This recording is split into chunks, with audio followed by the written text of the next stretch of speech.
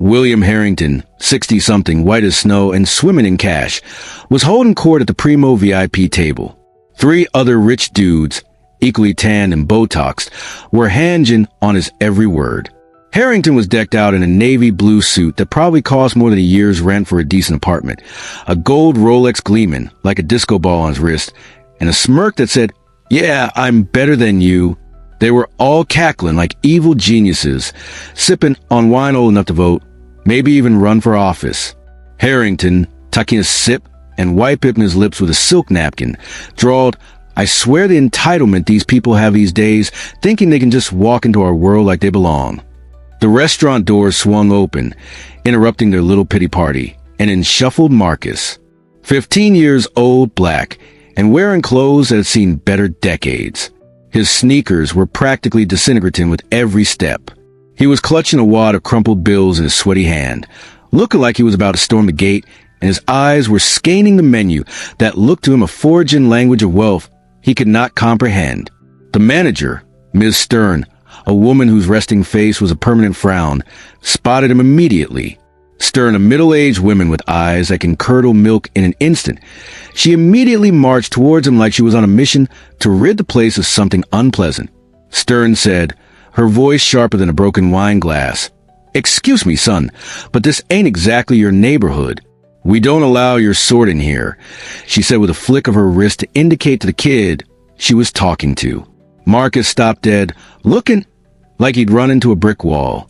His grip tightened on his measly bills, heart thumping like a drum solo. "Marcus, ma'am," he stuttered. I just want to buy something to eat." Harrington, ever the sadist, leaned back in his chair, enjoying the drama like it was a Broadway show. Maybe he's looking to bus tables. Earn a few cents, that is enough to buy the table busser 1 cup of sugar. Harrington smirked while the other white gentleman chuckled a sad old joke that got old in the 50s. Marcus swallowed hard, but stood his ground. Pride wasn't something he could afford to lose. Stern, stepping closer like a predator, approached her prey, her pointy nails ready to pound. Stern shot back. "Unless you got a platinum card hiding in those ripped jeans, son, I suggest you find somewhere a little more accommodating." Marcus hesitates as he quickly takes his hand and tries to quickly and discreetly recount his few balled-up dollar bills. He knew it's just enough, maybe enough to buy a sandwich, maybe not.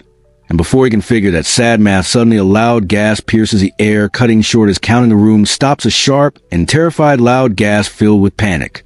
Silverware crashed onto the floor, the sound making everyone jump in their silk suit or diamond necklace. Harrington was choking. His face was turning the color of a plum gone bad. His hands clutched desperately at his throat, and his body started jerked around like it was stuck in an electric chair. A woman at a nearby table started screaming, "He's choking! Somebody help him for goodness sake."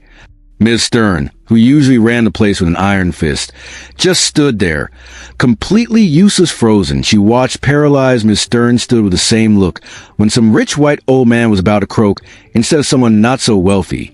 And all this because it was going to save the restaurant's ratings that were worth far more than a person in her black, dead, soulless heart. The rich folks, usually so quick to complain about the wrong champagne, looked around helpless. Turns out, money can't buy common sense or basic first aid training. Nobody moved. Nobody except Marcus. Driven by an instinct he couldn't explain, Marcus lunged forward, pushing past the petrified Miss Stern.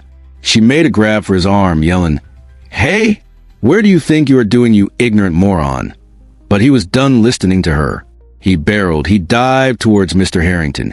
He knew in that instant there was no ifs and buts. Someone had to do something quickly because he watched enough videos and knew that Harrington might be done in just under 5 to 10 minutes. Marcus positioned himself directly behind Harrington with, as if a well-known martial artist. This was a move the rich had been practicing since the death and fall of communism. He knew to attack and subdue using all and any tactics to stay alive. Marcus said, "Come on, you old coot. Do not check out on me, no. Let's get to going." So I did not get sent out. Marcus locked his hands tight around the billionaire's bloated abdomen and delivered one mighty squeeze with as much as his tiny but taut hands and body could allow, doing the Heimlich maneuver. Once, twice, 3 times before all eyes like God sending down light.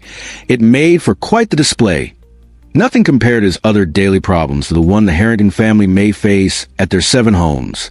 With a disgusting wet pop, a massive chunk of steak shot out like a projectile, land and splat on a nearby plate. Harrington slumped back in his chair, wheezing like an asthmatic steam engine, gasping for air like he spent the last hour making out underwater. The restaurant went dead silent, and Noon coughed out one drop to indicate any form of approval, only fear. It was a silence you could cut with a butter knife. The billionaire looked up at his world eyes, would open wide, his face reflecting that his near death, like he went deep inside only the depths of the black, dark, cold hole, to return to a better life, not to be chalking on old beef like a dead horse that no other horses remember. The horror still showing, but the realization dawned on him. The boy he'd just been mocking had just saved his life. Harrington shakily said, grabbing the closest arm of his to the point of ripping and almost breaking some blood, "You are really who? Are you? Save me." "Me?" Marcus, he shook off his arms gently, as his saving arm was worth more, as this was a life debt from Harrington, and shrugged like it was a run-of-the-mill kind of gesture for the kid now in Harlem from South Chicago, brushing his pants from as if they touched 1,000 people, or as if it just pulled another guy out from under a crashed vehicle, saying calmly. Marcus simply responded, "I did," or you would be seeing that man in his gates right now. The guests around whispered now more intensely, under hushed breaths, some scared and not approving murmurs, shocked gasps, some looks of grudging respect, and a whole lot of confusion. Miss Stern stood near, petrified, a mixture of horror and disbelief washing over her like cold water, a deer in headlights, her hair starting to unbind itself. She lost this battle because she lost a millionaire, and one kid beat her to it, to the money pot. The very fabric of her reality unraveled. Her future now unassured, her wealth uncertain. This can never pass, and cannot, she said the words she needed out loud, as if trying to convince him, and not him, but her soul, what was remaining out of this hell. Harrington, who was a big old fat man with a lot of fat and blood vessels, stood stumbling near, barely conscious, tried with shaking legs, and grabbed near someone. Someone needed to carry him to a seat, like how a lion is pride carrying their kin back for safe keeping, and safety now back towards and behind safety, and stumbled trying to make sense of the time of what his heart knew a little, and his mind almost grasped. He grasped Marcus now for comfort, who would think he must. Thank his now savior, his life redeemer at all accounts, what he knew for such long forever, and ever a billionaire needed a dirty child. And what as he may find true health, so much health, no need for a new kidney. Now his wealth has grown greater, more powerful. But his weak, feeble brain didn't process that, and stumbled, so he lost balance, and nearly lost face near the floor at Marcus, whom stepped near and with, and now once again stabilized Harrington, now for the last 4, and once and forever now on top Harrington, as of 4, and from no never not, that old evil rich fart bastard, will stare direct after time and first, and always, and will never for forever, on not be never at an end. Pause very deep. It can show how Harrington saw him, and what life may have looked, or can show his view.